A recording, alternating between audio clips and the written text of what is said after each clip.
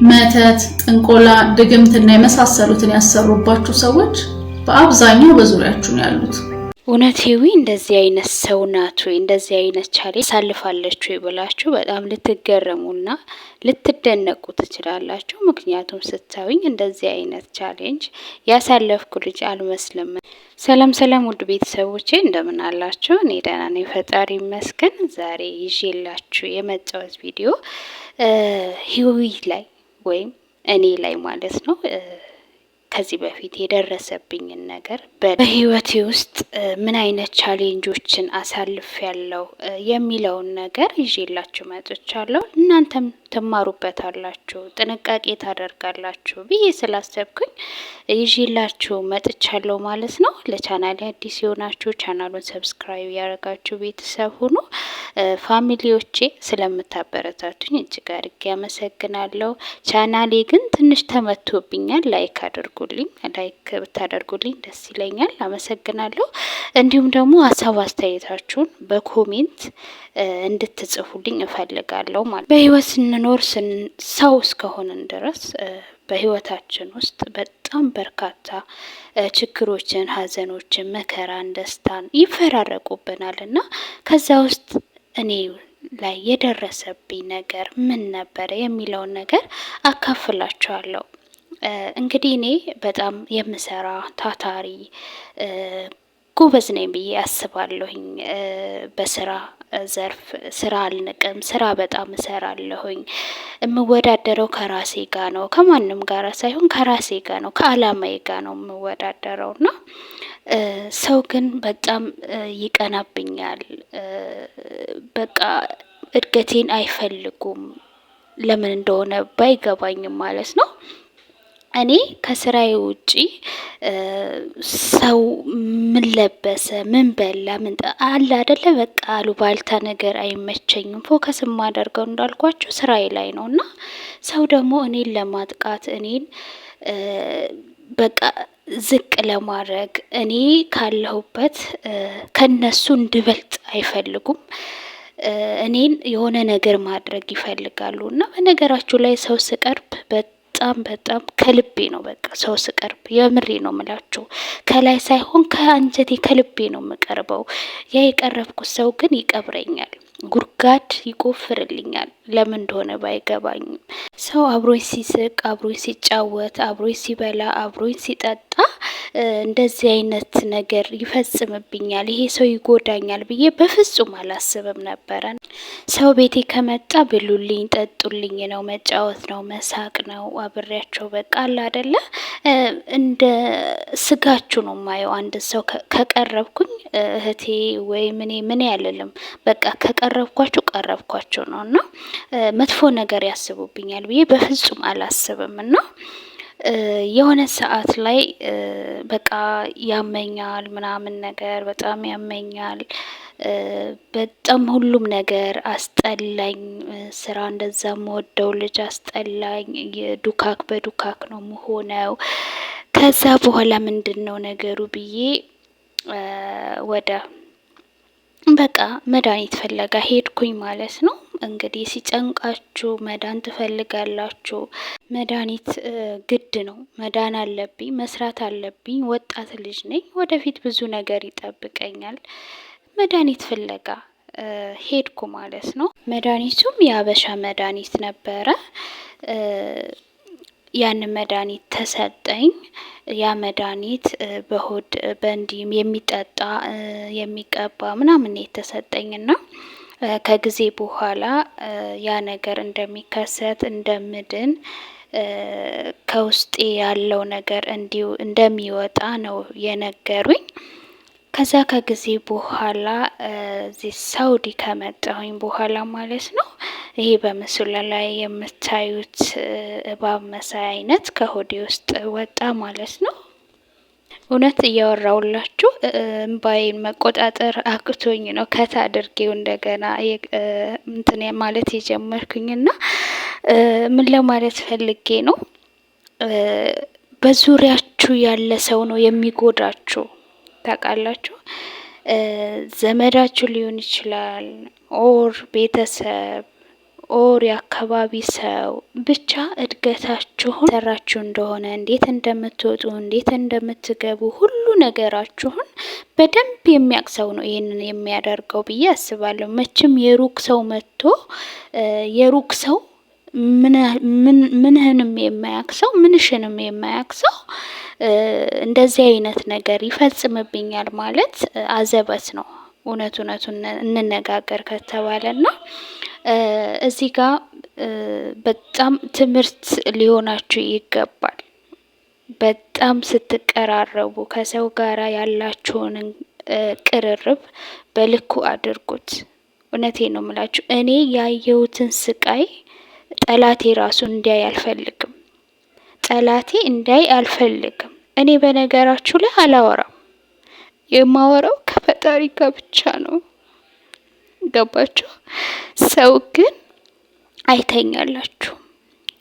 ሰው ስትለብሱ አይወድ፣ ስታጌጡ አይወድ፣ ስትሰሩ አይወድ፣ ስትለወጡ አይወድ። ለምን እንደሆነ ባይገባኝም ምን ሰርቼ እንዴት ሆኜ እነሱን ላይ መድረስ አለብኝ ብለው ሳይሆን የሚያስቡት እንዴት አድርጌ ይሄን ሰው በቃ እንዴት አድርጌ በቃ የሆነ ነገር ላድርገው፣ በቃ ከጥቅም ውጪ እንድትሆኑ እንዴት ማድረግ ምን ማድረግ እንዳለበት ነው የሚያስቡት። 24 ሰዓት ሙሉ እንቅልፍ የላቸው። በጣም ምቀኛ ነው የኛ ሰው እና ራሳችሁን ጠብቁ። ጊዜው በጣም ከፍቷል። በተለይ እንደኔ አይነት የዋህ ልብ ያላችሁ ሰውን ሁሉ የምታምኑት ሰዎች ማለት ነው፣ ራሳችሁን ጠብቁ። በቃ በልኩ አድርጉት። ሰው ያለ ሰው አይሆንም፣ ግን በልኩ አድርጉት። እንደፈለጉ ቤታችሁ እንደፈለጉ ሁሉ ነገራችሁን እንዲያውቁ አትፍቀዱ። በጣም ጥንቃቄ ያደርጉ። በጣም ማለት ነው። በእኔ ላይ የደረሰ በማንም ላይ አይድረስ። እኔ ይሄ ብቻ አይደለም፣ ከዚህ በፊትም ጸጉሬ ተቆርጦ ከመሀል ተቆርጦብኝ ከኔ ጋር እየበሉ ከኔ ጋር እየጠጡ ያላደረጉኝ ነገር የለም። ያን ሰው ግን ማን እንደሆነ በደንብ አውቃለሁኝ፣ ግን ስም አልጠቅስም። ፋይዳ ስላሌለው ስም አልጠቅስም። እንደዚህ በዚህ እድሜ እንደዚህ አይነት ነገር በማየቴ በእጅግ ስለንቦናዬ በጣም ይጎዳዋል።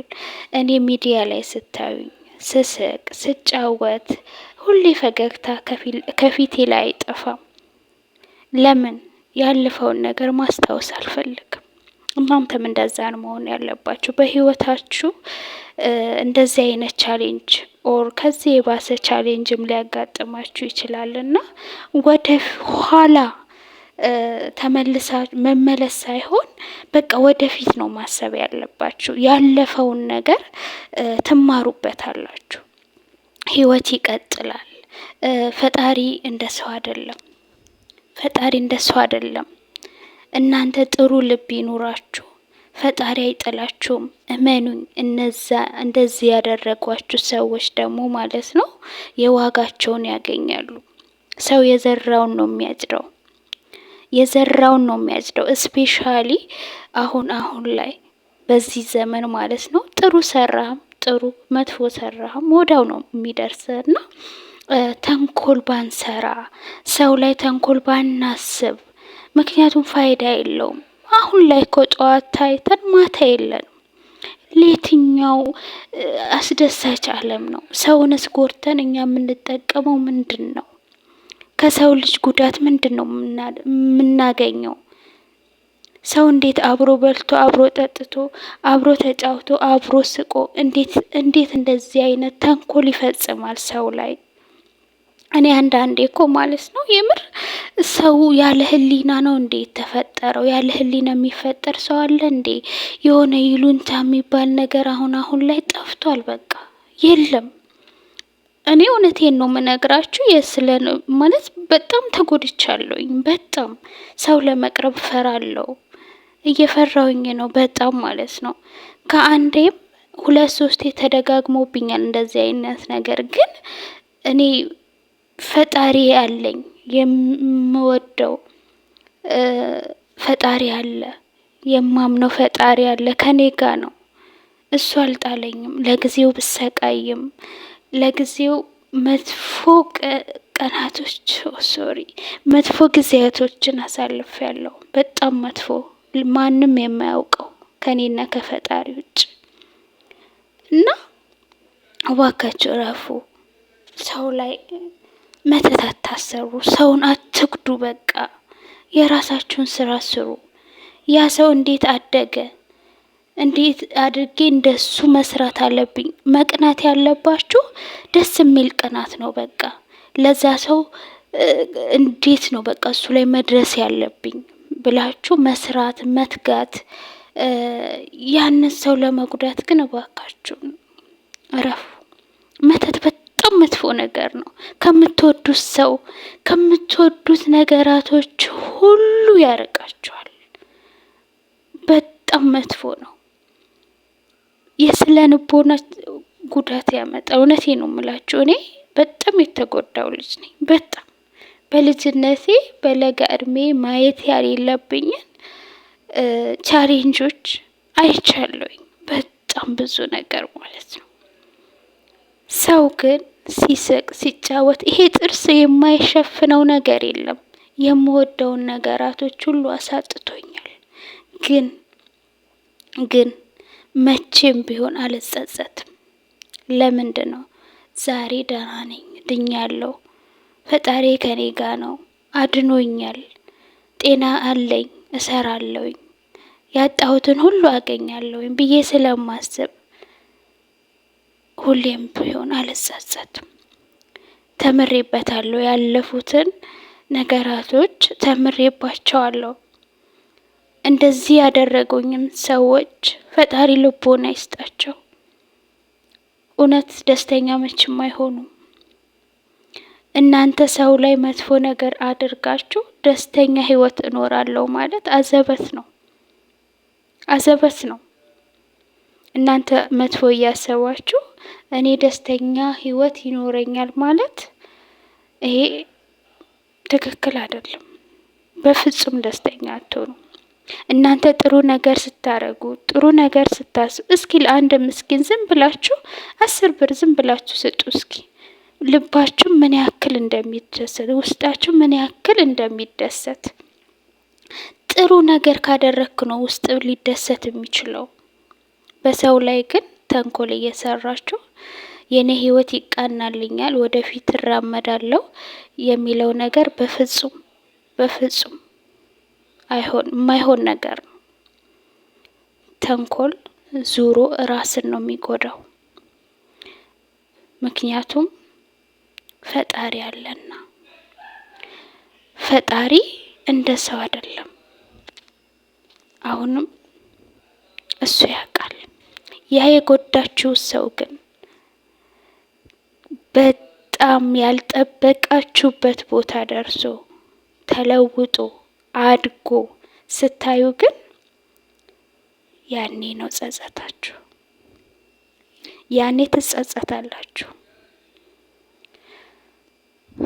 ኦ ማይ ጋድ! ዛሬ በህይወቴ ካጋጠሙኝ ቻሌንጆች ውስጥ ስላካፈልኳችሁ፣ ስለተነፈስኩላችሁ ደስ ብሎኛል። ይሄ የኔ በህይወቴ የነበረው አንዱ ቻሌንጅ ብቻ ነው ዛሬ የነገርኳችሁ። በጣም በጣም በርካታ ቻሌንጆችን አሳልፌያለሁ። ይሄ ፓርት 1 ነው። ከዚህ ቪዲዮ እንደተማራችሁበት ተስፋ አደርጋለሁ። ሀሳብ አስተያየታችሁን በኮሜንት ጻፉልኝ። ስለተከታተላችሁኝ እጅግ አድርጌ አመሰግናለሁ። ክፉ አይንካችሁ የሀገሬ ልጆች፣ በሀገር ውጭም በሀገር ውስጥም ያላችሁ ሁላችሁንም ክፉ አይንካችሁ፣ ፈጣሪ ይጠብቃችሁ።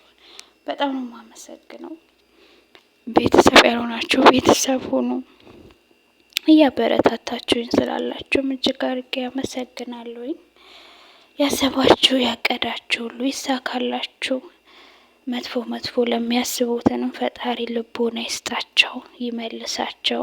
ይሄ ሰይጣናዊ አስተሳሰብ ነው። ፈጣሪ ቀና እንዲያስቡ ፈጣሪ ልቦና ይስጣቸው። ለሁላችንም ልቦና ይስጠን። ማለት እፈልጋለሁኝ። የዛሬው ቪዲዮ ይሄን ይመስል ነበር። ስለተከታተላችሁኝ አመሰግናለሁ። በሚቀጥለው ቪዲዮ እስከምንገናኝ ሰላም።